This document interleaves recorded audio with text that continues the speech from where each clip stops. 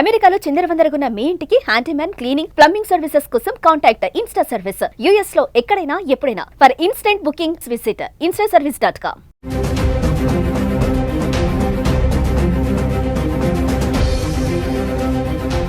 నమస్తే, welcome back to Suman TV. ప్రస్తుతం మనతో పాటు ఉన్నారు consumers affairs committee chairman Mandadi Krishna Reddy గారు. నమస్తే సార్. నమస్తే అమ్మా. సార్, డొనాల్డ్ ట్రంప్ విషయానికి వస్తే అంటే ఇప్పటి వరకు ఒక ఎత్తు, ఇప్పుడు ఏంటంటే అమెరికాలో సెటిల్ అవ్వడానికి పెళ్లిని ఒక వేగా చూసుకునే వాళ్ళందరికీ కూడా ట్రంప్ చెక్ పెట్టేశాడు అనుకోవాలి. ఇల్లీగల్ ఇమిగ్రెంట్సే కానీ, పార్ట్ టైం జాబ్స్ చేయొద్దు అన్నాడు, బర్త్ రేట్ సిటిజన్షిప్ కానీ చాలా తీసుకొచ్చాడు ఎగ్జిక్యూటివ్ ఆర్డర్స్. ఇప్పుడు మళ్ళీ స్టూడెంట్స్ కూడా అటాక్ చేశారు. మళ్ళీ ఇప్పుడు వచ్చేసి ఏంటంటే పెళ్లి అంటే అమెరికా సంబంధాలు వస్తున్నాయి కదా, అమెరికా సంబంధం చేద్దాం అనుకునే, అమెరికా అబ్బాయిని చేసుకోవాలనుకునే వాళ్ళందరికీ కూడా ఇలా పెళ్లి మార్గాన వచ్చి సెటిల్ అయిపోతున్నారు అనుకునే వాళ్ళకి కూడా చెక్ పెట్టేశారు ట్రంప్.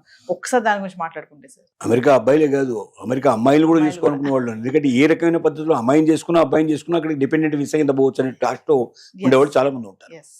గతంలో ఏంటంటే ట్రంప్ లేకముందు, ట్రంప్ రాకముందు, లేదా ట్రంప్ మొదటిసారి వచ్చినప్పుడు కూడా ఇంత స్ట్రిక్ట్ ఎప్పుడు చేయలేదు. రెండోసారి వచ్చినప్పటి నుంచి చాలా డ్రాస్టిక్గా వెళ్ళిపోతున్నాడు, విపరీతంగా చేస్తున్నాడు. పిచ్చి ముదిరిందేమో అనిపించేట్లు పరిస్థితులు కూడా జరుగుతూ ఉన్నాయి. ఏ రాత్రి ఏ ఆలోచన వస్తుందో, పొద్దునికల్లా ఏది ఇంప్లిమెంట్ చేస్తాడో తెలియని పరిస్థితుల్లో అమెరికన్ ప్రజలు వణికిపోయేటువంటి స్టేజ్ వచ్చింది. దాంట్లో ముఖ్యంగా వలస వెళ్ళిన వాళ్ళు, మన దేశం నుంచి వెళ్ళినట్టు వాళ్ళు లాంటి వాళ్ళకి చాలా ఇబ్బందులు ఎదురైనాయి. వీలైనంత వరకు వలసదారులను తగ్గించాలనే కోరికలో ఉన్నాడు. కాబట్టి ఏ కారణాలు దొరుకుతాయా, ఎలా నొక్కేద్దామని చూస్తున్నాడు. దానికి కానీ ఈ మధ్య కాలంలో ఏం చేశారంటే, జనరల్గా అమెరికాలో ఉండే అబ్బాయిని కానీ అమ్మాయిని కానీ మ్యారేజ్ చేసుకున్నప్పుడు డిపెండెంట్ వీసా అంటున్నాము. అంటే మ్యారేజ్ చేసుకున్నప్పుడు ఏమవుతుందంటే భార్యాభర్తలు అవుతారు. భార్యాభర్తలు అయినప్పుడు భార్య మీద భర్త, భర్త మీద భార్య డిపెండ్ అయ్యే పరిస్థితి ఏర్పడుతుంది. కాబట్టి ఒక్కరు దూరంగా ఉండడం అనేది కరెక్ట్ కాదు. ఏ దేశమైనా దీన్ని ఒప్పుకుంటుంది. అమెరికా కూడా దీన్ని యాక్సెప్ట్ చేసింది. గతంలో విపరీతంగా జరిగాయి. ఇంకొంతమంది అయితే అమెరికాలో స్థిరపడడానికి పెళ్లిని ఒక ఆయుధంగా తీసుకున్నారు. అంటే ఇక్కడ మ్యారేజ్ చేసుకున్నట్టుగా సర్టిఫికేట్ తీసుకుని పోవడం, అమెరికాలో వెళ్ళినాక విడాకులు ఇచ్చేసుకోవడం, వాళ్ళు అక్కడ సెటిల్ అయిపోవడం, మళ్ళీ వెనక్కి రావాల్సిన అవసరం లేకుండా సెటిల్ అయిపోయేటువంటి కానీ దీన్ని ఒక మార్గంగా తీసుకున్నారు. అలాంటి పెళ్లిళ్ళు కొన్ని వేల పెళ్లిళ్ళు జరిగినాయి అట్లా. ఇప్పుడు దాన్ని మొత్తం టోటల్గా బ్రేకప్ చేయడానికి వీళ్ళు ఏం ప్లాన్ చేశారంటే, డిపెండెంట్ వీసా మ్యారేజ్ జరిగిపోయింది, ఓకే, డిపెండెంట్ వీసాకి అప్లై చేశారు. అప్లై చేయంగానే ఇక్కడ ఎప్పుడైతే ఇంటర్వ్యూ ఉంటుందో క్యాండిడేట్కి, సేమ్ టైం అక్కడ అబ్బాయి ఉన్నా అమ్మాయి ఉన్నా అక్కడ కూడా ఇంటర్వ్యూ ఇదే టైం. అంటే రెండు వైపులో ఏం జరుగుతుందో వీళ్ళకి వీళ్ళకి వినిపించేట్టుగా తెలుస్తుంది. అంటే వాళ్ళకి తెలుస్తుంది, ఎవరైతే ఇంటర్వ్యూ తీసుకుంటారో వాళ్ళేం సమాధానం చెప్తున్నారో వీళ్ళకి సేమ్ క్వశ్చన్ ఇద్దరిని అడుగుతారు, ఏం ఆన్సర్ చెప్తారో చేస్తారు. ఆన్సర్లో తేడా వస్తే ఇది కరెక్ట్ కాదు, ఇది ఏదో డూప్లికేట్ మ్యారేజ్, ఇది ఒరిజినల్ మ్యారేజ్ కాదని చెప్పి కొట్టేసేసి ఇమీడియట్ డిపెండెంట్ వీసా లేదని చెప్పి క్యాన్సిల్ చేస్తున్నారు. ఒక్కోసారి వాళ్ళది కూడా క్యాన్సిల్ చేసే పరిస్థితులు కూడా కొన్ని తీసుకొస్తున్నారు కొన్ని సందర్భాలు. ఇది ఇప్పుడు భయంకరమైన పరిస్థితి అన్నట్టు. కాబట్టి జాగ్రత్తగా ఉండాలి. మొట్టమొదటి జరుగుతుంది ఇక్కడ ఏంటంటే, మ్యారేజ్ జరుగుతాయి, మ్యారేజ్ కన్నా ముందో లేకపోతే మ్యారేజ్ తర్వాతనో వెళ్ళి మనం రిజిస్టర్ మ్యారేజ్ చేసుకుంటున్నాం. ఎందుకంటే రిజిస్టర్ మ్యారేజ్ సర్టిఫికేట్ మస్ట్. మామూలుగా నేను మ్యారేజ్ చేసుకున్నాను ఫోటోలు చూపించే సిస్టమ్ అంతా కూడా గతంలో ఉండేది.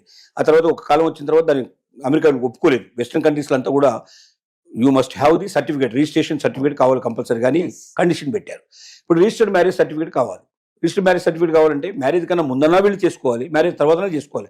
అదే రోజు అంటే చాలా కష్టం. మన సిస్టంలో ఎలా ఉంటాయంటే, పెళ్లి కాగానే వెంటనే 2 రోజులు 3 రోజులు బయటకు పోకూడదని ఇట్లాంటి కొన్ని కండిషన్స్ ఉంటాయి.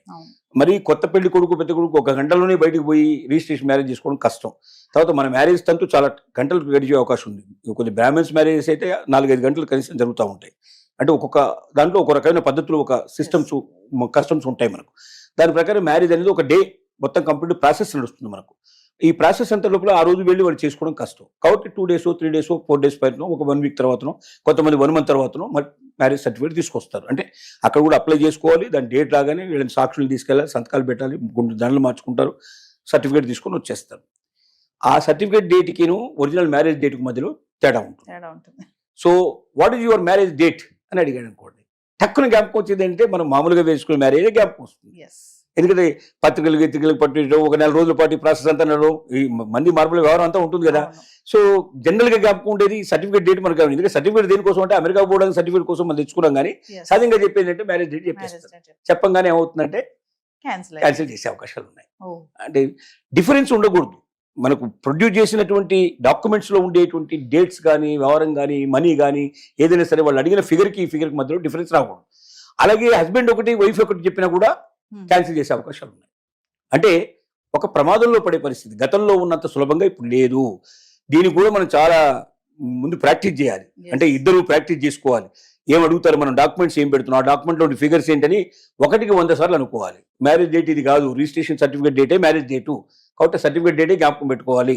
ఆ రోజున ఎట్లా జరిగింది మ్యారేజ్ అనగానే వాళ్ళు ఇద్దరు వచ్చారు, సాక్షులకు వచ్చారు, మేము ఇక్కడ రిజిస్ట్రేషన్ చేస్తాం, సర్టిఫికేట్ చెప్పాలి.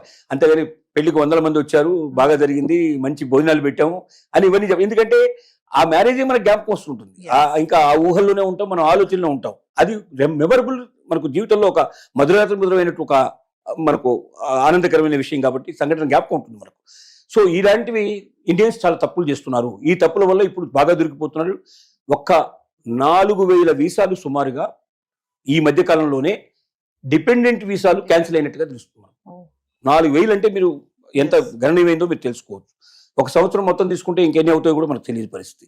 అంటే ఒకప్పుడు ఏంటంటే మ్యారేజ్ అయ్యిందంటే సహజంగా ప్రాబ్లమ్ ఉండేది కాదు. మ్యారేజ్ సర్టిఫికేట్ ప్రొడ్యూస్ చేసేస్తే ఏదో పేరుకు ఒక 2-3 ప్రశ్నలు అడిగేవాళ్ళు, పంపించేసేవాళ్ళు. అంటే ఇట్స్ డెఫినెట్గా మ్యారేజ్ అయితే 100% వస్తుంది సర్టిఫికేటు అని నిర్ణయం. అందుకే ఏంటి, కొంతమంది 3 రోజుల్లో మ్యారేజ్ చేసుకుని వెళ్ళిపోయిన వాళ్ళు ఉన్నారు. 3 డేస్లో మ్యారేజ్ చేసేసుకొని సర్టిఫికేట్ తీసుకొని తర్వాత తను వెళ్ళిపోతాడు, తర్వాత వైఫ్ వచ్చేటట్టుగా ఏర్పాటు చేసుకున్నారు. లేదా అదే రోజున వారం రోజులు, 10 రోజులు, 15 రోజులు దొరికిన వాళ్ళైతే అదే రోజున ఇద్దరు కలిసి వెళ్ళిపోయిన సంఘటనలు కూడా మనకు ఉన్నాయి. విశాఖ అప్లై చేసుకుని వెళ్ళిపోయిన సంఘటనలు ఉన్నాయి. కానీ ఈ రోజున ఆ పరిస్థితి లేదు. ఈ సిచ్యువేషన్ ఒకటి. ఇంకో రెండోది ఏంటంటే, డిపెండెంట్ వీసా వాళ్ళు ఎవరు కూడా వారు జాబ్ చేయడానికి వీల్లేదు. That is the condition. Dependent అంటే నా మీద ఆధారపడి ఇంట్లో ఉండి తను నా కోసం ఎదురు చూస్తూ ఒకరికొకరు ప్రేమగా జీవితం గడపడానికి భారీగా నా జీవితంలో ప్రవేశించింది కాబట్టి తను అక్కడ ఉండి నేను ఇక్కడ ఉంటాను న్యాయం కాదు కాబట్టి ఆమె నేను తెచ్చుకున్నాను, నా ఇంట్లో పెట్టుకున్నానని చెప్పుకోవడానికి బాగుంటుంది. కానీ డిపెండెంట్ వీసా వాళ్ళు ఇప్పుడు ఉద్యోగాలు చేయకూడదని కండిషన్ పెట్టి, గతంలో ఇంత రిస్ట్రిక్షన్ లేదు.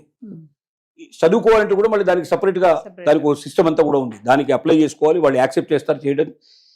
తెలియకుండా, ప్రభుత్వానికి తెలియకుండా ఉద్యోగం చేసినా, లేకపోతే చదువుకున్నా, లేదా ఏదైనా ఇంట్లో చేసే వ్యాపారాలంటూ మొదలుపెట్టినా డిపెండెంట్ వీసా వెంటనే క్యాన్సిల్ అయిపోతుంది. వెంటనే ఫ్లైట్ ఎక్కిచ్చేసి పంపించేస్తారు.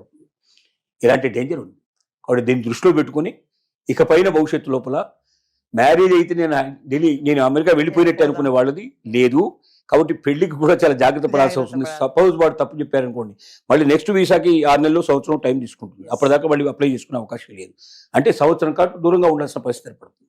పెళ్ళై కొత్త దంపతులు దూరంగా ఉండటం అనేది అభిలషణీయం కాదు. ఎందుకంటే ఆ కొత్త రోజులు, ఆ కొత్త మోజుల్లో ఉండేటువంటి ఆనందం, సంతోషం తర్వాత ఉండదు. వాస్తవం చెప్పాలంటే అవే ఎప్పటికీ జ్ఞాపకం ఉండేవి. ఎప్పటికీ అసలు నిజంగా వివాహ బంధాన్ని నడిపించే రోజులు కూడా ఆ బిగినింగ్ డేసే.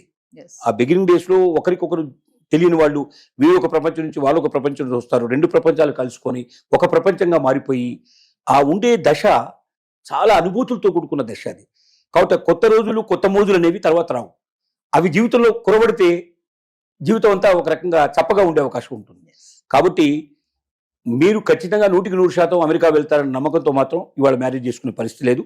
అలా వెళ్ళాలి అంటే ఒక సుదీర్ఘమైనటువంటి ఎక్స్పీరియన్స్ కావాలి. ఇద్దరు కలిసి అనేక సార్లు మీరు ట్రయల్ వేసుకోవాలి, అనేక సార్లు ప్రాక్టీస్ చేయాలి. ఇవన్నీ చేసి గట్టిగా జ్ఞాపకం పెట్టుకుని తేడా లేకుండా చెప్పగలిగి అంత బాగా మీరు పర్ఫెక్ట్గా మీరు ప్రదర్శన చేయగలిగితేనే మీరు వెళ్ళగలుగుతారు. అక్కడికి వెళ్ళిన తర్వాత కూడా డిపెండెంట్ వీసా ఏవైతే రూల్స్ ఉన్నాయో రూల్స్ అన్ని అతిక్రమించకుండా పర్ఫెక్ట్గా ఉంటే మీకు జీవితం గడుస్తుంది. కానీ నేను పోవాలి, చదువుకోవాలి, నేను పోవాలి, ఉద్యోగం చేయాలని కోరికతో ఇంతకుముందు గతంలో ఎప్పుడైతే డిపెండెన్స్ ఇస్తున్నారో ఇప్పుడు వాళ్ళందరూ కూడా అలాంటి మ్యారేజ్ చేసుకోకుండా ఇక్కడ ఉండటమే చాలా బెటరు. ఇక్కడ వాళ్ళని చేసుకోవడానికి ప్రయత్నం చేయడమే బెటర్. అంటే సార్ ఇప్పుడు ఇంత కఠినమైన నిర్ణయాలు తీసుకోవడానికి వలసదారులని ఆపడమేనా, అందుకోసమే అంటారా ఎక్కువ మంది అమెరికాకి రాకూడదు? ముందు ఏం చేయాలనుకుంటున్నాడంటే దీన్ని కరెక్షన్ అంటారు. కరెక్షన్ అంటే ఇంత ముందు విచ్చలవిడిగా ఇతరులని అమెరికాలో ప్రవేశపెట్టారు. వలసవాదులు విపరీతంగా వచ్చారు. వలసవాదుల ప్రభావం అక్కడ ఉన్నటువంటి లోకల్ వాళ్ళ మీద కూడా పడింది. అసలు వీళ్ళు లేకపోతే అమెరికన్స్ బతకలేని పరిస్థితి వాళ్ళు ఏర్పడిన సిచ్యువేషన్. ప్రతి ఉద్యోగంలో, ప్రతి వ్యాపారంలో ఎక్కడ చూసినా సరే బయట నుంచి వచ్చినట్టు వాళ్ళే ఎక్కువగా ఉన్నారు. ఇప్పుడు అక్కడ లోకల్గా ఉన్న అమెరికన్స్ వాళ్ళు మేమే సెకండ్ సిటిజన్ అని ఫీలింగ్ అయ్యేటువంటి ఫీలింగ్స్ వచ్చాయి. మేమే ద్వితీయ పౌరులమేమో, మేమే అసలు ఈ బయట నుంచి వచ్చిన వాళ్ళే నిజం ఒరిజినల్ వాళ్ళేమో అనే పరిస్థితికి వచ్చింది అక్కడ. మన వాళ్ళైతే, తెలుగు వాళ్ళైతే అసోసియేషన్స్, ఒక్కొక్క ఊరికి 10 అసోసియేషన్స్ పెట్టేశారు. ఆట అని, తానా అని, ఈయనని, అదని రకరకాల పేర్లతో పెట్టేశారు. ఎందుకంటే మన వాళ్ళు ఒకరు వెళ్తే ఒక ఇంట్లో మూడు అసోసియేషన్స్ వచ్చే పరిస్థితి ఏర్పడింది. సో వీళ్ళంతా దేవాలయాలు కట్టేయడం, ఇక్కడ నుంచి వెళ్ళిన వాళ్ళు. అంటే ఏమైంది, వేరే దేశాల సంస్కృతి అమెరికాలో ఎక్కువగా ప్రజ్వలించే పరిస్థితి ఏర్పడింది. ఎక్కువగా వాళ్ళు అక్కడి పెళ్లిలు, ఆచారాలు, వ్యవహారాలు అన్ని అక్కడ ప్రదర్శించడం Assemble మొదలుపెట్టారు. చేస్తున్నారు బాగా. సో అమెరికన్స్ అస్తిత్వం కోల్పోయే పరిస్థితి ఏర్పడింది. Yes. Americans America this is our country అని చెప్పుకునే పరిస్థితి తగ్గిపోయింది. కాబట్టి ఏమైందంటే తమ అస్తిత్వాన్ని కాపాడాలంటే ముందు బయట వాళ్ళందరినీ వీలైనంత వరకు తగ్గించేయాలి, బాగా స్ట్రిక్ట్ రూల్స్ పెట్టాలి. సరైన పర్సన్స్ అంటే మా మీద ఆధారపడి అమెరికాకు వచ్చి అమెరికా మీద బతకాలని కొరకు కాకుండా అమెరికాను బతికించాలి, అమెరికాకు పేరు తీసుకురావాలి, అమెరికాకు సంపద తీసుకురావాలి, అమెరికాను ప్రజ్వలింపజేయాలి, అమెరికాను నెంబర్ 1 కంట్రీగా ఉండేటట్టు చేయాలని భావన కలిగిన వ్యక్తులు కావాలి అనేది ట్రంప్ యొక్క ఆలోచన. అందుకోసం చెత్తా చెదారాన్ని మొత్తం క్లీన్ చేసి పారేసే ప్రయత్నం చేస్తున్నాడు. మన వాళ్ళంతా ఏంటంటే అక్కడ పోయి ఏదో ఉద్యోగం చేసుకుని బతకాలి, ఏదో రకంగా ఎక్కడికన్నా అక్కడ మెరుగ్గా ఉంటుంది. అక్కడ పెట్రోల్ బంకులో పనిచేసినా అమెరికా పోయి వచ్చాడంటే వాడికి ఒక అమ్మాయిని కనీసం 10 లక్షలు 10 కోట్లు 5 కోట్లు ఇచ్చి చేస్తారనేట్టు కోరికతోటి వెళ్తున్న వాడే తప్ప నిజమైన సత్తా ఉండేవాళ్ళు వెళ్ళేవాళ్ళు తక్కువ మంది పర్సెంట్. ఆ సత్తా ఉండే వాళ్ళని ఉంచుతాను, మిగతా వాళ్ళని పంపుతాను అంటున్నాడు ఇప్పుడు ట్రంప్ చేసే పని అది. Thank you.